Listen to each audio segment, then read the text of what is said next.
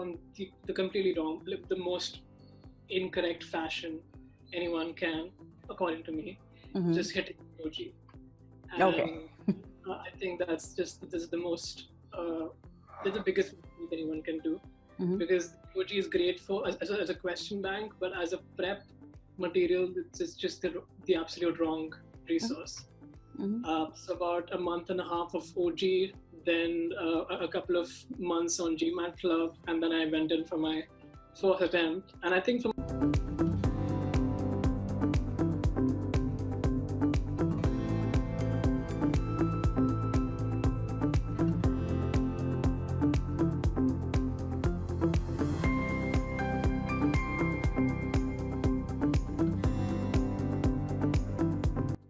a knowledge perspective, I had it all.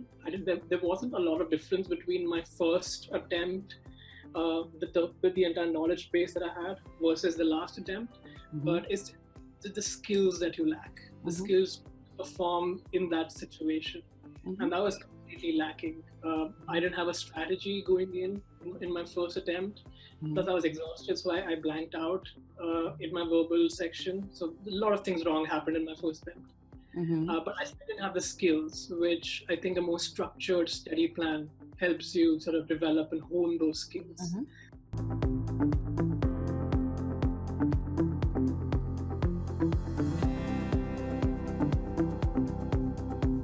My second attempt, again, I struggled with reading comps because the 50-line reading comp was extremely just difficult for me to handle on the test day.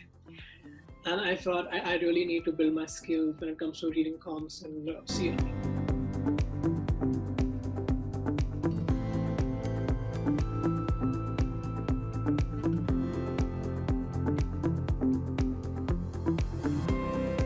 I sent in a panic email to e-GMAT support, and someone replied like the next day. It was a holiday, but they still replied. And they're like, yeah, we can help you get to where you want to go. And I had only 2 weeks. I think about 13 to 14 days of e-GMAT prep.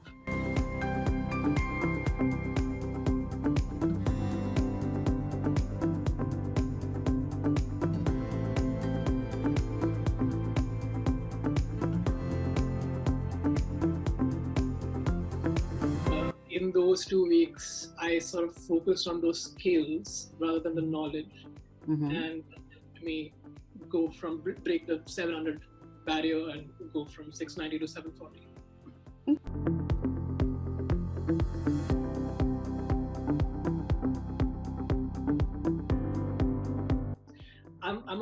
I'm a speed reader.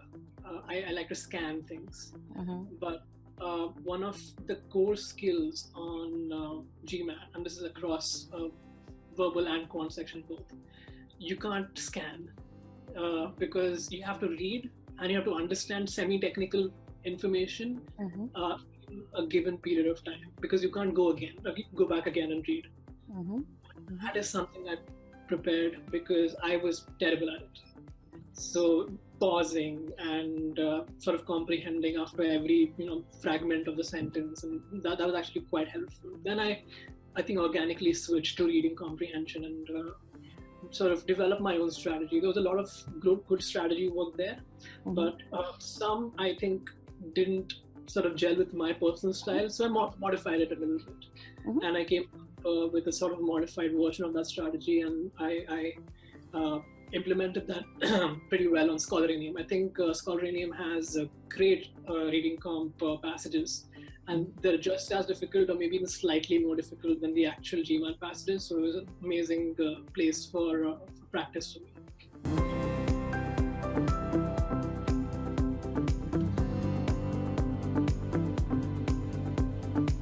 The biggest mistake they make in verbal is to just solve sums or solve problems. And I think they should just take it one concept at a time, one skill at a time, which is where I think e-GMAT has a very great conceptual program with just, I think, 40 hours, close to 40 hours of video, just covering those basic skills.